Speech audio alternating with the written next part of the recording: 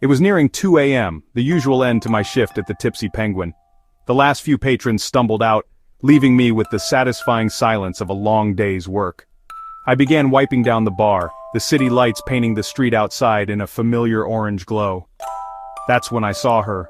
She was sitting on the curb across the street, her shoulders shaking with silent sobs. Even from a distance I could tell she was young, just a girl really. Something about her vulnerability tugged at my heart. I stepped out of the bar, grabbed a clean bar towel and walked towards her. "Rough night?" I asked gently, holding out the towel. She looked up startled. Her eyes were red and puffy, her face streaked with tears. She hesitated for a moment before taking the towel, her hand trembling slightly. I just got some bad news," she whispered, dabbing at her eyes. "I'm so sorry," I said, taking a seat beside her, maintaining a respectful distance.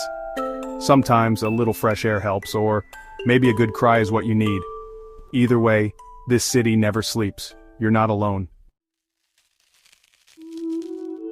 She sniffled, then gave me a watery smile. "Thanks," she mumbled. "I'm Lily."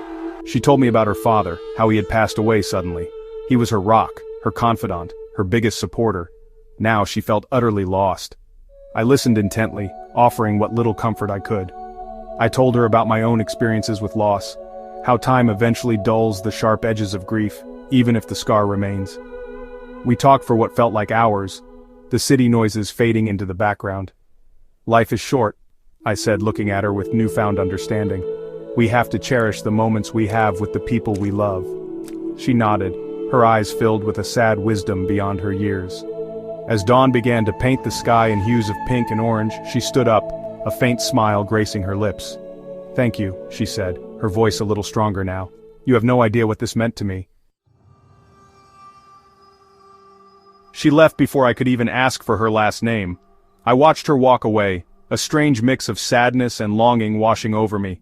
I couldn't shake the feeling that our encounter was something special, something more than just a chance meeting. Days turned into weeks, and the memory of Lily haunted me. Her tear-stained face, her quiet strength, her infectious smile. I couldn't get her out of my head. I found myself replaying our conversation, searching for clues, for anything that could lead me back to her. Driven by an inexplicable urge, I took to social media. I posted about our encounter, describing her appearance and mentioning our conversation about her father. It was a long shot, I knew, but I had to try. I hoped that somehow she would see it, that fate would intervene and bring us together again. One rainy Thursday evening she walked back into my bar. My breath caught in my throat.